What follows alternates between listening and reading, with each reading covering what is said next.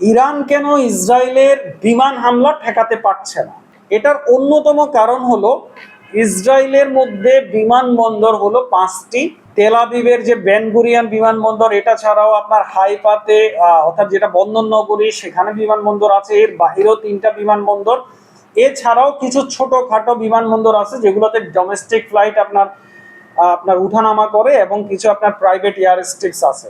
বিমানবন্দরগুলো যতক্ষণ পর্যন্ত কার্যকর থাকবে ততক্ষণ পর্যন্ত কিন্তু আপনার ইরানের ভেতরে যে বিমান হামলা হচ্ছে সেটা ঠেকানো মুশকিল হতে পারে। আর এর বাহিরে জর্ডান এবং ইরাকের মধ্যে আমেরিকার ঘাঁটি আছে, বিমান ঘাঁটি।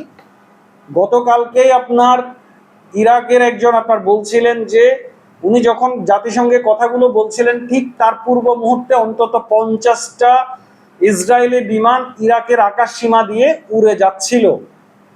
তো তার মানে হতে পারে সম্ভাব্য যে জর্ডানের বিমান ঘাঁটিও হয়তো ইসরায়েল ব্যবহার করছে এবং ইরাকের বিমান ঘাঁটিও হয়তো ব্যবহার করছে। তো যতক্ষণ পর্যন্ত এই বিমান ঘাঁটিগুলো অ্যাক্টিভ থাকবে ততক্ষণ পর্যন্ত কিন্তু ইসরায়েলের বিমান হামলা ঠেকানো মুশকিল হতে পারে।